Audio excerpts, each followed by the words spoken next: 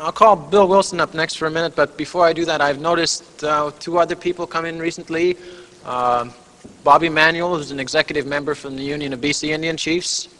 Bobby, you stick your hand up there.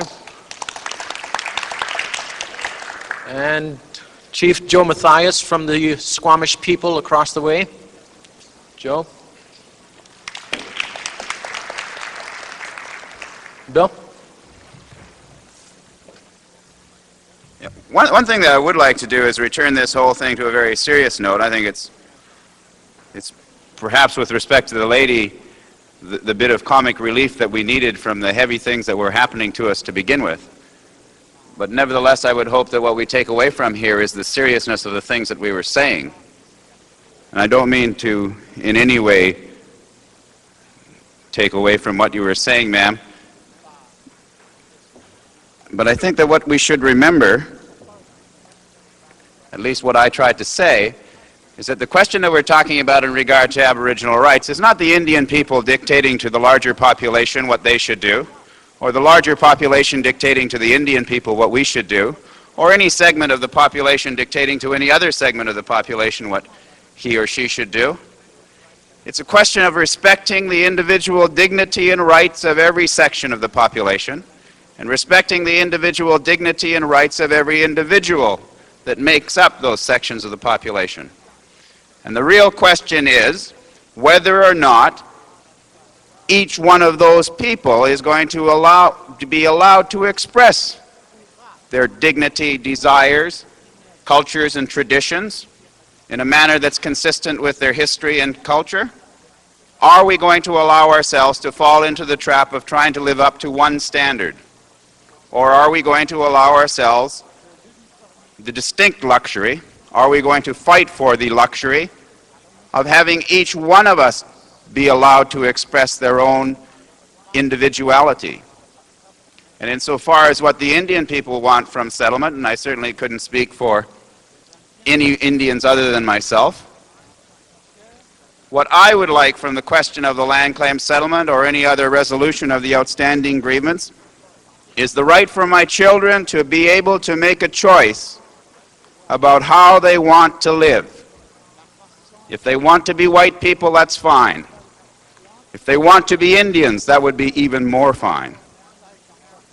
But I want them to have that choice. And as things presently exist, Indian people do not have that choice. As things presently exist, you're either an outcast or a bad copy of something that wasn't worth copying in the first place. And I would hope that, as I said before, 100 years from now, your children and my children and their children's children will have the opportunity to make a choice, given that they have different backgrounds and different cultures and different languages and they look different. But to make that choice, and that's all I would want from it. And what that means probably in economic terms and political terms is having land and resources so you can be competitive, unfortunately. Because it seems that unless you have land and resources, nobody gives a shit who you are or what you are. So probably those are the basic ingredients of what we require from land claims in order for us to survive. And remember that. If there's one thing that I could get through to you today, there's one thing that I would hope to get through to you today, it's a question of survival. It's a question of whether or not the Indian people, whoever they may be, Salish or Kwagilth or Cree or Métis or anybody, it's a question of whether or not 100 years from now they're going to survive. And that's the issue, to bring it back to a more serious note. Thank you.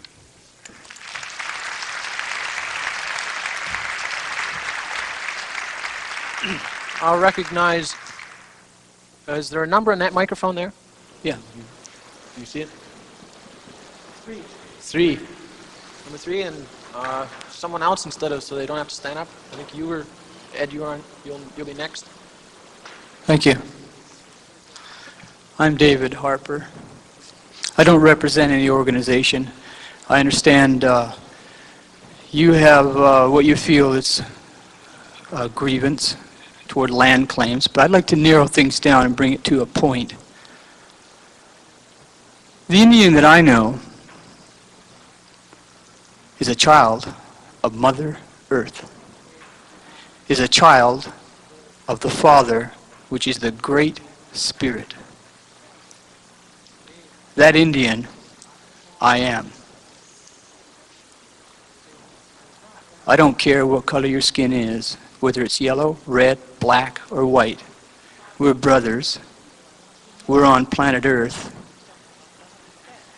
And this habitat can be a place where the dissemination of true ideas can come out to the people who have an open mind. Those of you that do have an open mind want to hear the truth. You want to hear something that is revolutionary. You want to hear something that is true and will change radically and bring the final answer to the destiny of humanity. At the same time, there is restrictions in the form, in the way that we have of disseminating these ideas. And there are people that are bound to those restrictions and don't wish to have the ideas revealed. Those of you that do have an open mind are going to hear and see something that you cannot imagine, to show you the indivisible unity of all life, to reveal to you what you truly are as the image of the Great Spirit, and therefore the Son of God, and therefore the daughter of God. All throughout the universe we have many planets, many systems, but as the ancients proclaimed many thousands of years ago and still proclaimed throughout history up to this present day, Earth, Mother Earth, is the center of the universe. Mother Earth has a name. You have a name. You were born with a name. Mother Earth has a name. Her name is All. Our Father has a name. If you look up in the heavens, you will see a sun, the great light. You will see a moon, the great dark. One without beginning, without end. And Mother Earth, the Father and the Mother are one. There is going to be revealed to mankind out of this conference what habitat really is. It really is where you live. You live in that body of yours. And there is a secret of that body. It is an idea, which Adam was, which you are.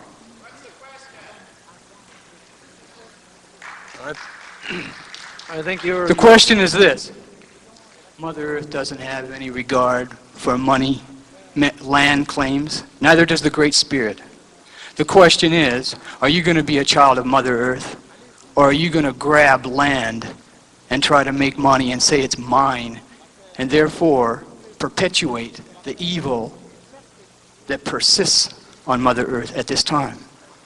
There's been warning. Prophets have said it. It's been written about. Mother Earth is going to shake off that system. Mother Earth is going to shake the buildings, the pollution, all of the things that are detestable to the Great Spirit and to Mother Earth off. The question is, are you going to stop claiming? Are you going to receive the idea of what you are that will show how to dwell in your body forever, in an eternal body, and how to live in a cooperative manner with Mother Earth and with the Great Spirit that is within you, that is your governor. That's your government within you. Speak to that one within you, Okay, and you'll learn. I don't think that's a question that needs any expertise to answer. I think that's something that we can all answer within ourselves.